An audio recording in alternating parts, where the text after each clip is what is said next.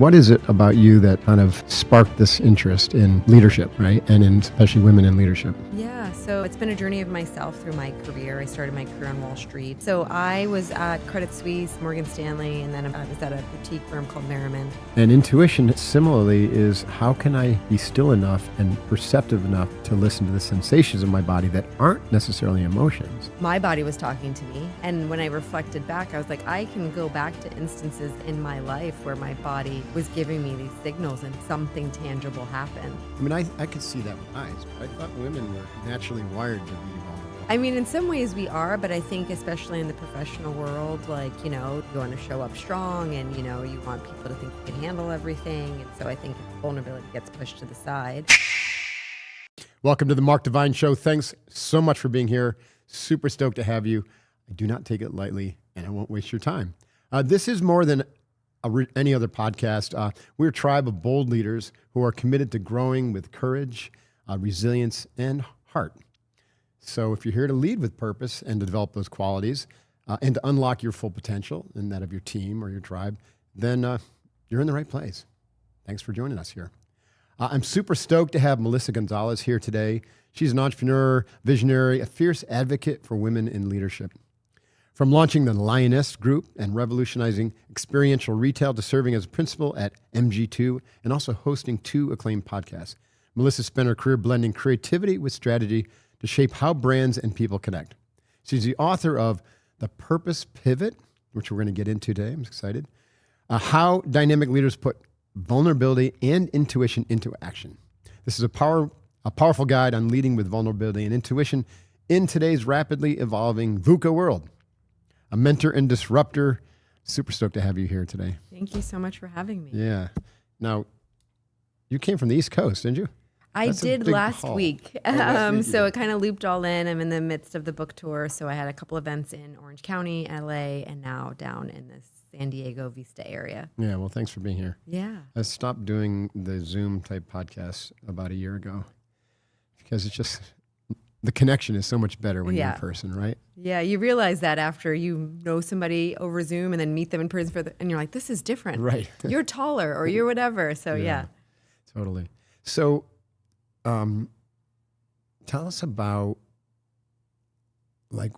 what is it about you that kind of sparked this interest in leadership, right? And in especially women in leadership. Yeah. So, it's been a journey of myself through my career. I started my career on Wall Street and then left. Me too. You did? Yeah. Way back when. Where did you used to work? Well, Wall Street, it's a little bit of a stretch. I work for Coopers and Lybrand. Oh, okay. Yeah. But my clients were like Solomon Brothers, Drexel Burnham Lambert, remember them? Yeah. I helped on the workout, the bankruptcy proceedings. So I was in the consulting division. And then I worked for Payne Weber for a short period of time before I left for the SEALs. I threw it all away. Then you threw it all away. Yeah. So how about you? You had your pivot. I had my pivot. Yeah. My purpose-driven pivot. Yes, exactly. Yeah. So I was at Credit Suisse, Morgan Stanley, and then I was at a boutique firm called Merriman. I remember. Yeah. And then when, 09 happened, I was this wasn't really my heart. So that was my first pivot and went into starting my own company, Lioness Group, as you mentioned. And we worked with a lot of fast growing digital natives trying to figure out, what the next leg of growth was through physical environments for their brands. So did you have a penchant for design or did you go back to school for it or where did that come from? I did not go back to school for it. So it's non-conventional, but I debated it, Is my highest value? Do I go to interior design school? Do I go to architecture school? Do I learn SketchUp or do I put on my business hat, grow a business and hire designers? And so that was the path I took at that time. Yeah. And then we were acquired by a global design architecture firm called MG2. And now since at the end of last year, got acquired again by Colliers, with their firm, Colliers Engineering and Design, which sits under Colliers. And so I'm a shareholder of that. So it's been an interesting evolution. Through none of that have I become a licensed architect or designer, but working with them more from a business strategy lens. And from a leadership perspective, I wrote my first book, The Pop-Up Paradigm, when I changed my career from Wall Street to Lioness. And everybody said, if you want to be an expert, you have to write a book. And this time, They're still saying that. they still say that. But I didn't really have the same passion to write another retail book because I felt like it's just so many ever-changing trends and kind of blog about that and write about it and talk on stage. And so what would have more permanence? And I thought the book, to your question, was going to be, I learned a lot as a founder being acquired. And I've learned, there's just so much, I think, opportunities that aren't fully extracted on both sides from a founder standpoint, like the ability to let go to grow.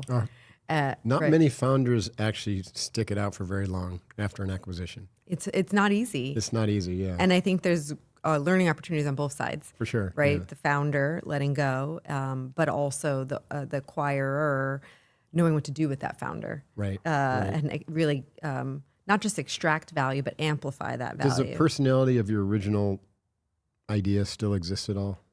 Like the culture, or has it been completely absorbed into Colliers? No, I think, we're in early stages of being part of Colliers. It's just, I guess it's almost a year now.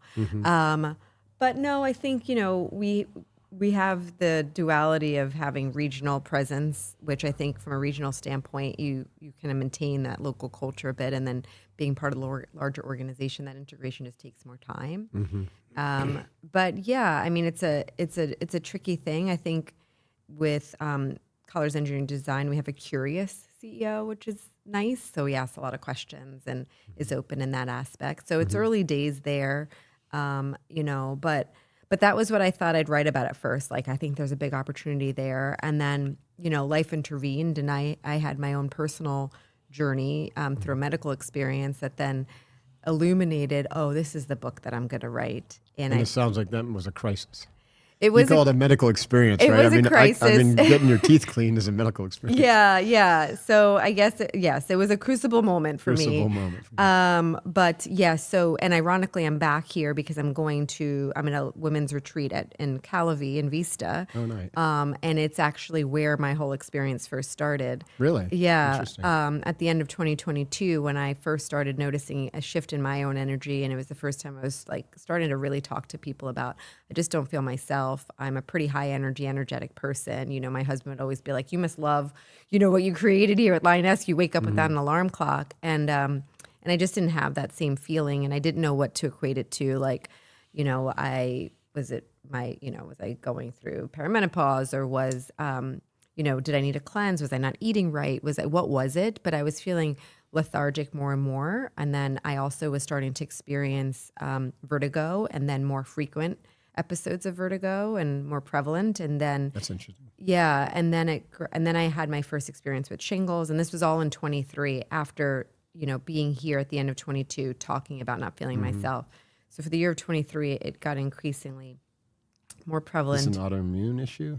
Well, I had tests on all of those things, and I actually met with a holistic nutritionist who guided me to do some things. And one of those things was to get a full blood panel workup done so I could learn more about what was going on. And that costed, $1,200 even with her affiliate discount. And so that just sat on my desk as an idea.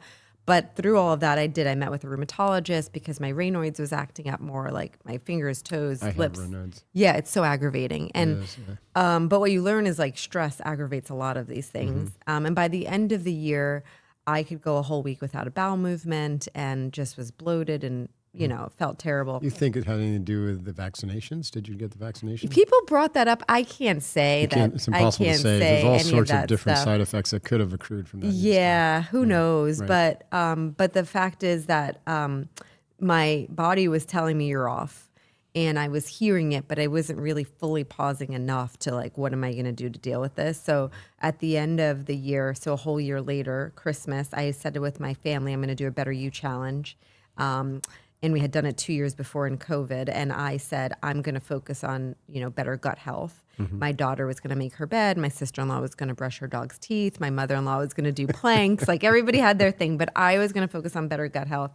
And we were going to start this challenge on January 10th. And I wrote that down on a piece of paper, and it's in my book, that Post-it note. Fast forward to January 10th, I was on a business trip in Seattle across the country from my family.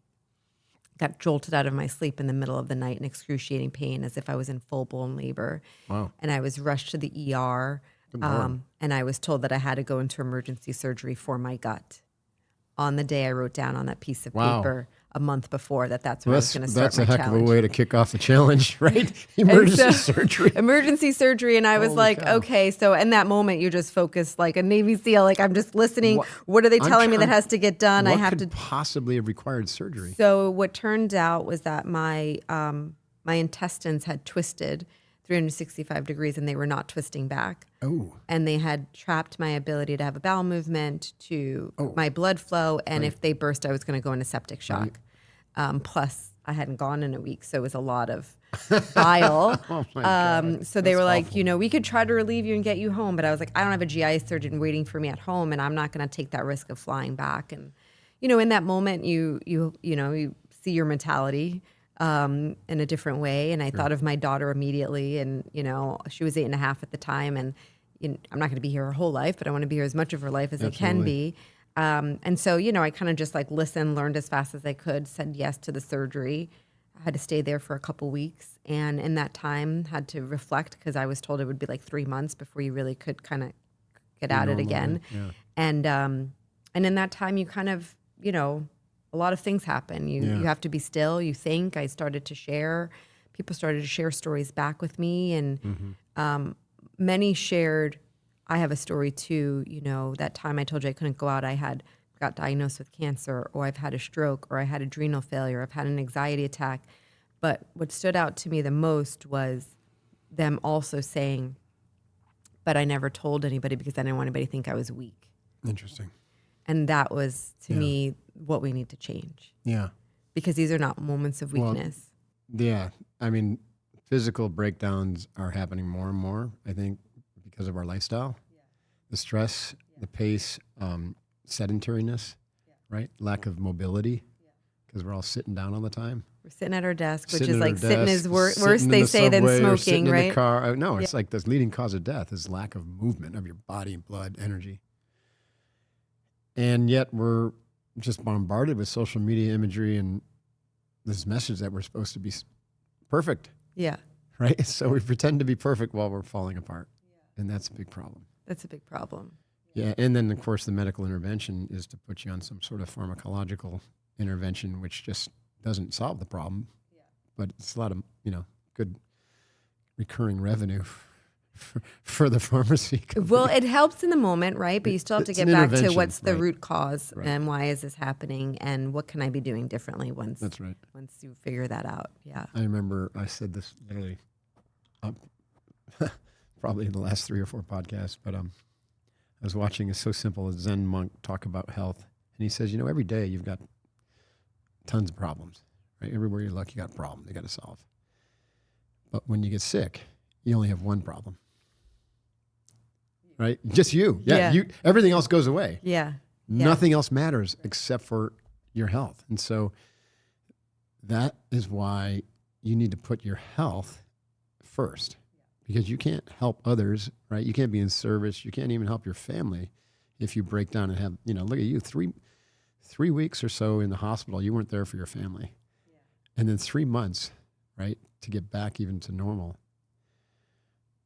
I mean, that could be devastating for people who are kind of on the edge, whose families are really, Yeah, hanging it in was there. super scary for my daughter, who was 8.5 at the time and had a ton of questions. I think she was like the smartest through all of it, Probably the wisest. the wisest for sure. But it was definitely, made me rethink my purpose and how would I prioritize and what I give space to, and how could I forget that like my well-being is as important, if not more important, along my leadership path. Right. And through these conversations with the 35 women that I spoke to in varying degrees. So these are people you connected with on Instagram that then you followed up with and had deep conversations with? Yeah, I mean, some of them were... And they profiled in the book? They're profiled in the book, and some were friends, and then some were referrals, right? I would have a conversation like, oh, you have to speak to this person, you have to speak to that person. One of the women that I was introduced to, I mean, by the time she finally went to the hospital, she had 2 hours of oxygen left in her body or she was going to die. And she had warning signs leading up to it, and everything was like, oh, I'm just tired, or, oh, but I have a dinner, oh, but I'll get to it. And by the time her husband was What like, does that no. mean? The O2 level of her blood was Yeah, really low? she had she was walking down the stairs by the time everything came to a head, and she just couldn't even form sentences anymore. They had found blood clots and all these things, but she had signs leading up to it. She was working out on a treadmill, and like her body just kind of stopped working, and she's like, "Oh, I'm just tired," and you just kind of equated to things because you're so conditioned to just power through. All right, yeah. And you're talking about the lifestyle we have. We live in this work-life integration, this constant work-life integration without boundaries and barriers and social media. You have, this constant like social comparison and fear of missing out of things. And we wear the badge of honor if I can keep up with all of that. Versus like, no, actually I've learned now to like, I wear not my badge of honor, but I pride myself more. I'm like, no, this is my downtime. This is my sacred space. Like, I don't need to go to all the things. I like getting to an early bedtime. I'm going to have family time. I don't always have to be connected. But I think we've been conditioned that if we can't keep up with all of it, then we're failing. Yeah, I totally agree. So your shift that came from the crisis, slowing down, prioritizing your health, which included better sleep, probably maybe different nutritional needs because of your biome and your gut health. Prioritizing family. What else? I mean, those are all really powerful things. Yeah, those are, And so they seem so obvious, right? We talk about them all the time. Yeah. Like there's not a leadership development course or personal development that doesn't say to do that. Why don't people do it?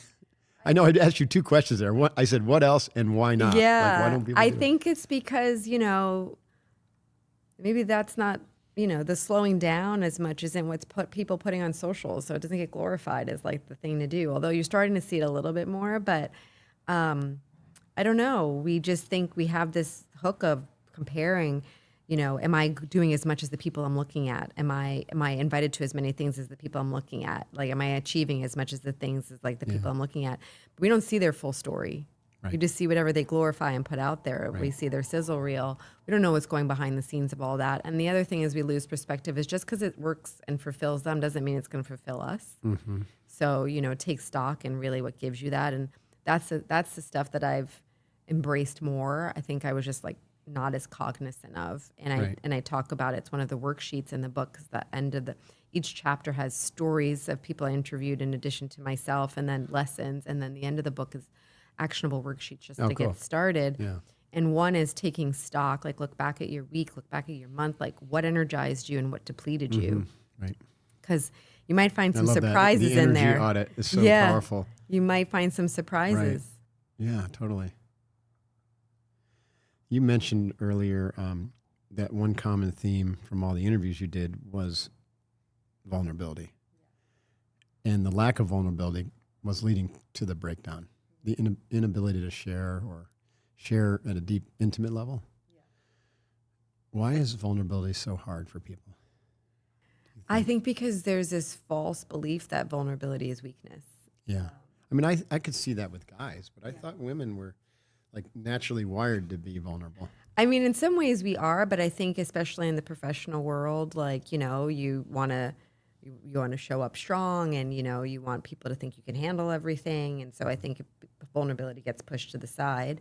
And I think just even as a mom, you just want to keep up with everything and you can handle everything. And, so we forget that vulnerability is more of a superpower than it is a weakness. Interesting. Because I think that's when you bring your full self to everything and you open up the door too for others to be able to help you or collaborate with you in ways they might not even realize that you need if you're always wearing your armor on the outside. And I think that was a big thing through all these conversations with women, many of which shared with me their medical crises for the first time. And when I would, it was a big responsibility to be trusted with that and then write their stories back. And when I would share it back with them, the reactions I would get, many people in tears because they saw the power of their own vulnerability in words. Interesting. And opening up the space now for the next person who might have gone through that to not feel alone. It just occurred to me, what a neat service that would be to provide a platform for someone to share. Because sometimes it's not safe to share with the people right around you. Because of just the way the systems are set up, the projections and the right. So that to have a safe space. And so you provided a safe space for these women, but I can imagine like everybody could use something like that.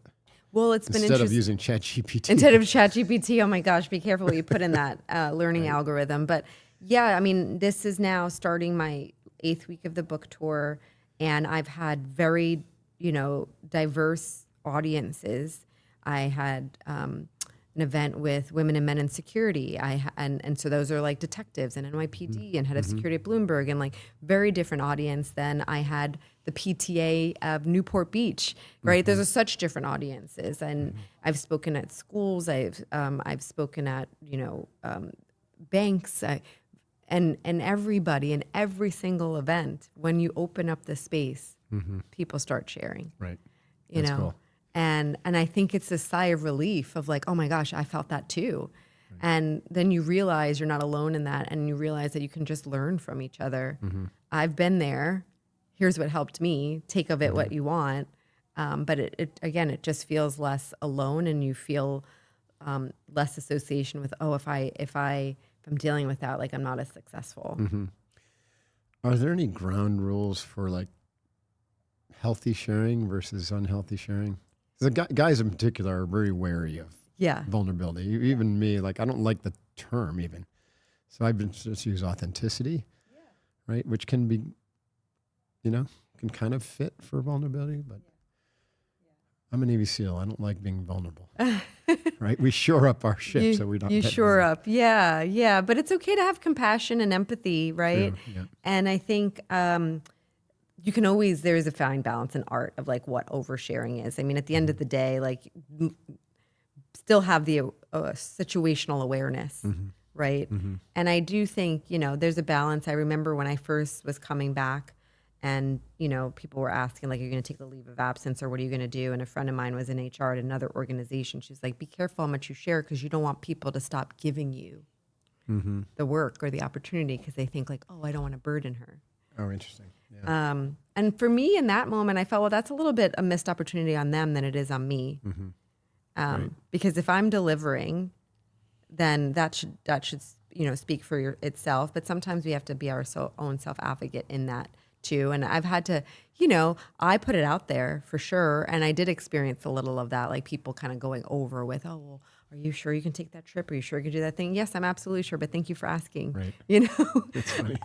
But I still rather have been honest about it, because I know how many people it's helped than not, because I was worried that somebody was going to say, are you sure you can take that trip? Because I'm very confident in my answer of, yes, I can, So I don't know. It's a careful balance though. But I think you allow yourself to show up for your team in a different way when you can show a level of vulnerability. Right.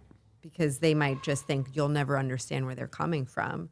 Right. Because you've never had this experience. You've never had that fear. Well, again, I double click on guys again, but it's not just guys, but often they don't even have a language. Right. So you ask a guy how they're doing, they're like, I'm fine. Right. And my wife says, well, that's fucked up, insecure, neurotic, and emotionally unhinged. Yeah. Because their body language is telling you a different answer, exactly. probably. But they truly don't know how, or, to have the interoception, to use a fancy word, of like what they're feeling. And I totally get that, right? I mean, I grew up in an environment where I wasn't really taught, how to feel or what I was feeling, and I was told what to think. And so it took a while to unpack all that. Helped that I married a therapist. Oh, well, that would be helpful. That was helpful. Anyway, so where do people start, right? You don't just say, okay, be more vulnerable. And then people are like, I don't even know what that means. And then I want to talk about intuition, because, I teach intuition. I have a similar kind of like shrug from people like, I know the word, but what does that mean? Like, how do I be more intuitive? Yeah. It's almost the same thing, right? Because we're talking about vulnerability, saying, learn to pay attention to the feeling states of your body and to discern, when something's not feeling good, why and what is that? and to be okay to share it as opposed to keep stuffing it down, which is going to lead to some sort of dis-ease over time, right? That's really where all that comes from, right? And intuition, similarly, is how can I be still enough and perceptive enough to listen to the sensations in my body that aren't necessarily emotions, but are pointing me toward opportunity or away from danger, right? So there's a real fine line between intuition and a emotion, right? They're different. But I mean, and then you don't always know how to trust it. I think it's over don't. time you develop the tool. I mean, you teach this, right? I mean, I can only imagine what, with your background, I have so much to learn from you, but my body was talking to me, right? And when for a long time, right? And when I reflected back, I was like, I can go back to instances in my life where my body was giving me these signals and something tangible happened. And I think sometimes you're like, is this just my fear, my anxiety talking, or is this like past experiences making me weary of something? Is it fact? And creative people, I think, are more inclined to follow intuition than more analytical people because they need all the facts. I think as a person, I live somewhere in the middle. But I've even looked back, like I've had times where I remember years ago, I woke up and I was like super jittery and like, I don't know, everything was just not working out that morning. I was not myself. I knew it. And later that day I got mugged. Oh, well. And it was like, part of you knew that was like, happen, it was an off day. For sure. And then something happened years later where I was like supposed to make this bus and I didn't make the bus. And like something about it just caused me to do something where I missed it by a split second. And this is a true story. I was going to stop by a friend's house on my way home if I would have made that bus. At the same time I was supposed to get there, somebody got stabbed. Oh my goodness. And it's like these weird things happen in our lives. And I don't even know how to explain that because I'm not superstitious either. But having gone through this, I've reflected back and like your body does send you these messages and signals. And sometimes it's just a pause. It doesn't mean you're going to change everything, but it could be just those opportunities to be like, let me count to 10. Right. You know, like, is there a message in this that I should do something with that or not? Yeah. That's interesting. I've had so many of those. And I'm always regret when I don't pay attention. So how have you been able to like sharpen that tool for you? I think, well, you kind of just hit it on the head. It's learning to pay attention, right? Remember once I was training for the CrossFit Games and I was doing this workout called 3 Bars of Death. It's like deadlift, bench press, and power cleans. And you go from 10 reps of each to 9 reps, like 10 to 1, down to 1. And right in the very beginning, I had a image pop in my head of me injuring my back on a deadlift and falling to the ground. And I didn't pay attention to it.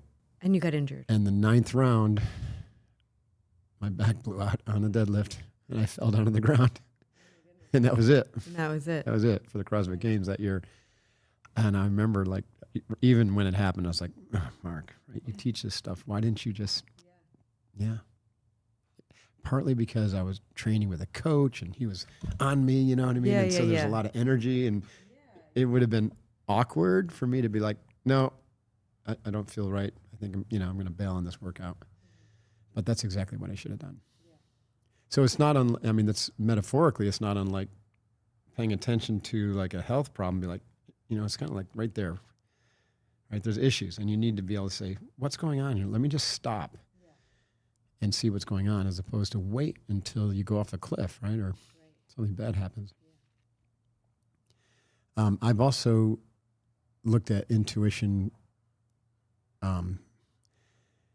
as like, depending on what intelligence it's coming from. So you have like, you've worked a lot on your gut. And so the gut is called the gut brain. Yeah.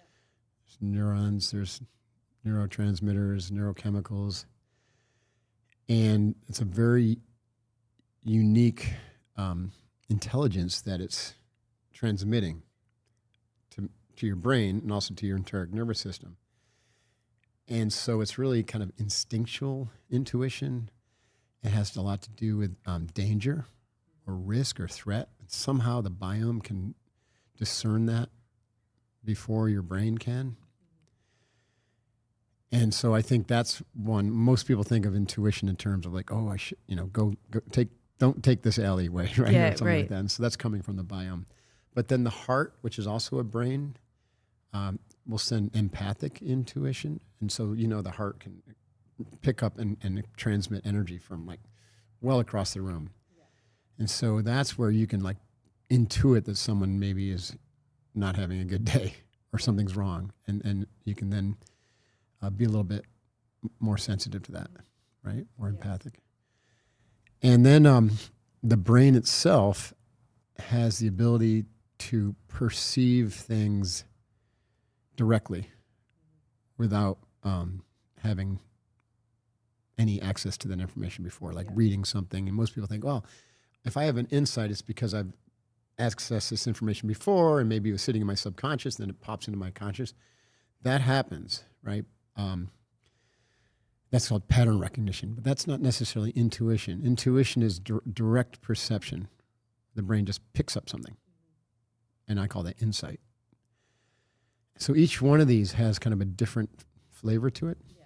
And so to learn the nuance. To me, it's helpful, the nuance to say, oh, now I can start to think about intuition, at least from training yourself to be better at using intuition or developing intuition. You can now look at it from these three type of like intelligence centers, and sort of like, oh yeah, I've had experiences with each one of those, and they're all different, and so now you can pay attention to them. I found that to be helpful, anyways. I just call those things like in your toolkit, right? Yeah. And just know that you have those different tools for you depending on different situations and being able to activate them, right, or trust them, right. And I totally agree. So let's just kind of position this conversation in kind of where we're at right now with AI and exponential technology and VUCA. Yeah. And like leadership, I've been claiming that the most important leadership skills for navigating, right, this next coming age of AI are those that make us most human. Yet those that have been completely ignored in all of our developmental models, right? Completely ignored. And so people don't even trust them because there's no evidence, right? Because they haven't done a lot of studies on intuition, right, or like the source of creativity, or Brene Brown cracked the code on vulnerability, but it's still pretty early. Yeah. And even saying that it's not, an academic study isn't going to help you get better at any of that stuff. No. It's about developing those skills. Right? That's, I think, when we hire and people come out of school, I feel like that is definitely what's underdeveloped the most. For sure. And more now we have these generation comes out of birth with like a phone in their hand or a tablet in their hand. And so they're developing those skills less and less, right? Correct. It's much more transactional. They have access to information, but they're not developing emotionally as much. Right. And you can't, like you said, you can't put that into a ChatGPT tool. And so I do think that's the differentiator that will continue to exist, from human to machine. And that's the skill set that I think will garner like the bigger investment when you think about like human capital and what big time what you need. Well, it's like what humans need to flourish, they're getting less and less of. Our entire academic model and ideas around developing human flourishing have to be overturned, right? And that's why we use the term vertical development, right? So we want to develop people so we transform how they see the world, how they see themselves situated within the world, as not as this separate individual being, but as a, right, like interdependent part of a whole, a system, like systems theory. And capable of far more than they've ever been taught, right? So a path toward personal autonomy and freedom. And using skills like emotional awareness, right? Call it vulnerability, developing intuition, creativity, spontaneous knowingness, and drawing heavily from soft technologies like breath work, meditation, visualization, time in nature, stillness. It's such an important part. Right. And those, not only do they develop you to be more open and receptive and to see more and to change your entire relationship with self and others, but they have enormous health benefits too. Yeah. That's why I dedicated a chapter to normalizing slow. Yeah. And in that chapter, one of the women that I talked to, her name is Jennifer Walsh, and she studies neuroscience and biophilia. And she too had a gut moment, and she kind of, when I shared, she's like, Melissa, I never told you my nickname is semicolon, because they had to remove half her colon. Oh no. And Semicolon. so it's good to make light of it. But I learned a lot because she told me all the things she did wrong, and like, definitely don't rush it and you'll go backwards and all this stuff.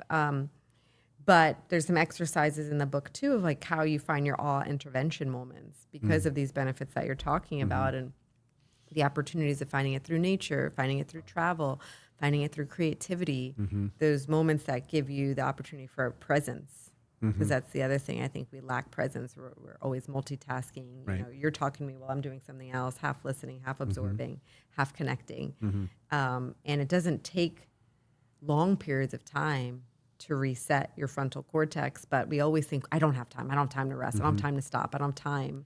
Right. But then we're not really running at our optimal performance, right? We're just like getting by on fumes sometimes. And so if you can find those things, another thing to add to your toolkit, it's like, okay, well, start to think about like, where can you find that in nature? If you have a minute, if you have 5 minutes, if you have, you know, for me, I love a sunset. I'm not going to always be near that, but I can maybe look out the window and see the leaves Just change. pause. Yeah, just see you know, see something, right? Or creativity. That's why there's adult coloring books, right? And we underestimate the health benefit that gives us to just disconnect and do something like that.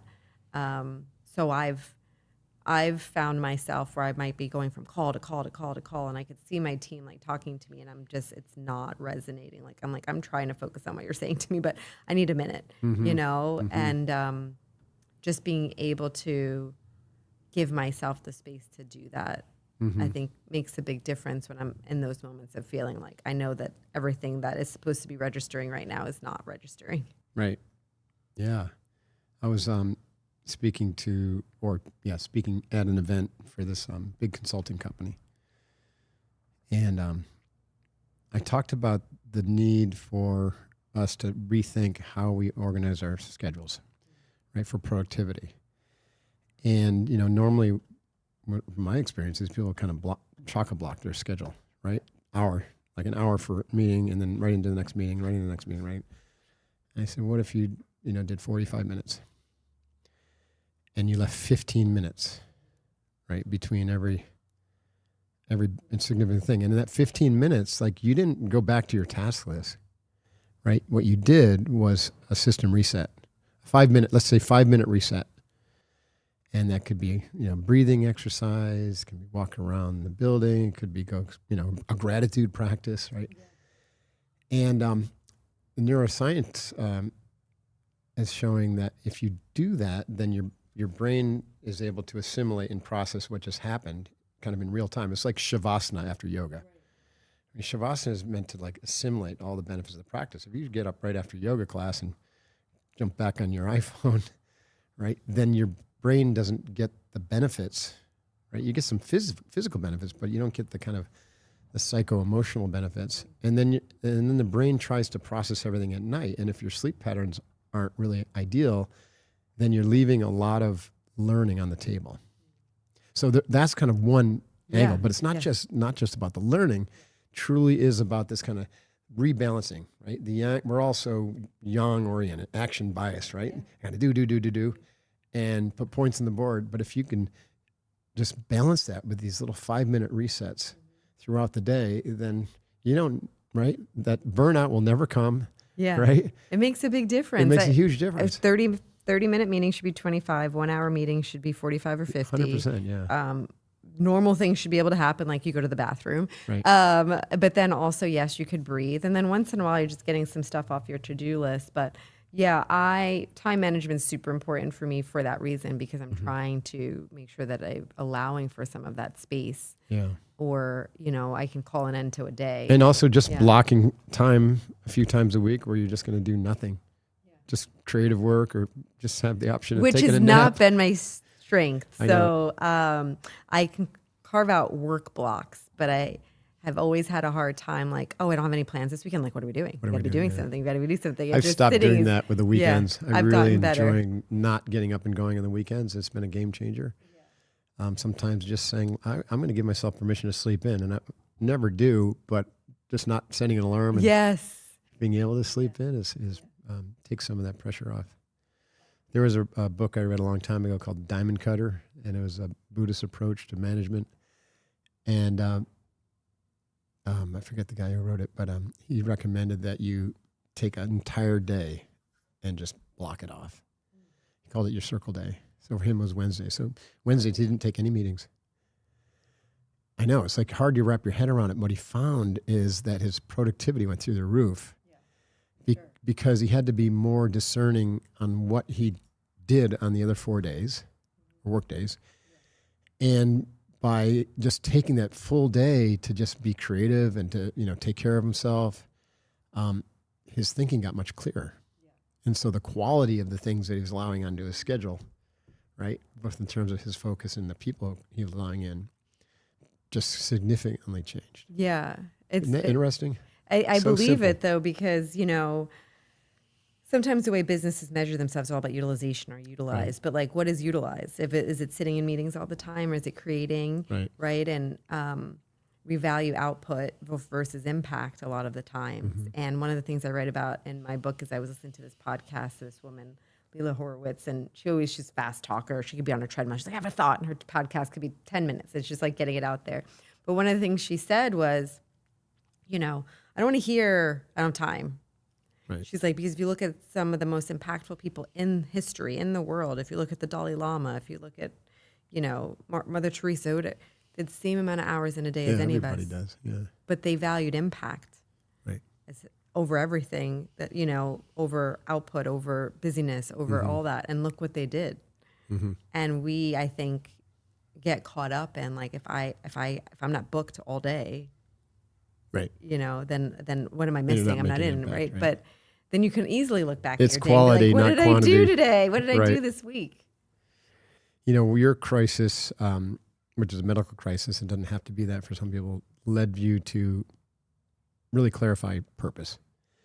Not just how you do things, but why. So I would love to just kind of begin to close our conversation around this idea of purpose, because people have a fuzzy idea of what that is. Some people think it's a career or a job, or supposed to do something. I'm supposed to know what I'm supposed to do, but my sense is purpose is deeper than that. Yeah, it's what drives you, your why, which Simon Sinek talked about forever.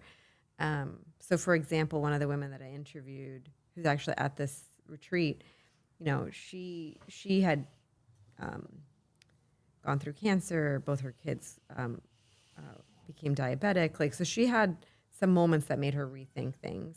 Highly successful, chief revenue officer at Hearst, like, in, millions of dollars and stuff. And she was on a plane and she was watching this movie with Diane Keaton, and she was trying to be this like big actress, and her agent calls her and is like, oh my gosh, you got invited to the Marie Claire power trip. Like, you made it. Like, getting that invite to that was like the biggest thing. And it was this Hollywood movie. And Nancy sat on the plane and watched that. She incepted that when she worked at the magazine. She came up with this idea that not only women coveted the invite too, so much so Hollywood realized and put it in a movie to tell the story, like, this actress has made it. And she thought, Wow, interesting. is my purpose isn't that I'm the chief revenue officer, right? It's that I unlock opportunity in things. Like, she saw clarification of what was driving her, what excites her, what, by the time she landed, she wrote a resignation letter. No kidding. Yeah. And she now Wow. And started her own company. You just never know what piece of information or experience or person, right, is going to create that kind of cascading aha moment for you. Yeah. So pay attention. That's So so pay cool. attention. Yeah. Interesting. Yeah. And So purpose for her shifted from doing to being. That's usually what it is. So purpose is, I call it like an archetypal energy of beingness. The reason I left Wall Street was because I had that insight that I was meant to be a warrior. And that came through meditation. And I didn't feel like a warrior on Wall Street or in, Cooper's and Library and whatnot. So, but it wasn't like, my purpose is to be a Navy SEAL. That came later. that's how it manifested. That's how it manifested, right? And fortunately, that happened before I got too invested in a career that I couldn't leave.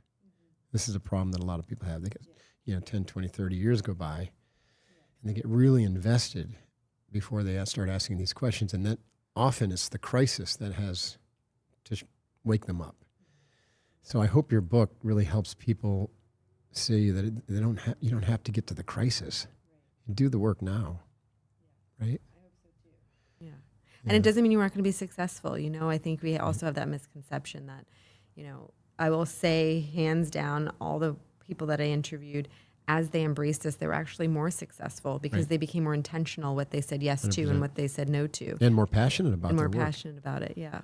That's great. Well, congratulations. I know the book recently came out, so you're still on a book tour. Purpose Pivot, what a great name. And I'm sure there'll be probably more work in the future around this newfound purpose of yours. I think so. I mean, it's like I said, it's sparked so many conversations that you didn't expect to have, but it's constant validation that these are important conversations. So if it's helping others, then that's the opportunity. Yeah, especially, like I said earlier, if you can help men, just overcome their uncertainty around vulnerability, that's a huge win. Yeah, because that's important. One at a time, that's right. Awesome. I appreciate the conversation. Where can folks learn more about you, reach out in person, invite you on our podcast? Oh, whatever? yeah. So I'm active on LinkedIn and on Instagram, so it's pretty easy to find me if you put in Melissa Gonzalez, The Purpose Pivot. The book's available on Amazon, Barnes & Noble, Target, more local bookstores. So, Awesome. Yeah. All right. Thanks again. Thank you so much. Booyah. Well, there we go. Thank you so much for tuning into the Mark Divine Show, folks. I appreciate you walking this path of leadership, growth, and impact with us all. If this conversation with Melissa resonated with you, then please share the show with your friends and colleagues. Please support Melissa and her work. Go buy the book, The Purpose Pivot, wherever you like to buy books, or check her out on our LinkedIn profile. And also, rating and review this podcast is very helpful. So if you enjoy it, please share it and rate or review it wherever you listen.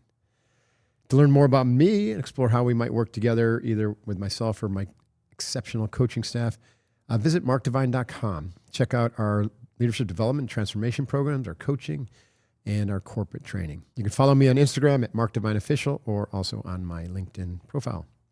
So until next time, stay present, be on purpose, be vulnerable, and forge that unbeatable you. Hoo-yah.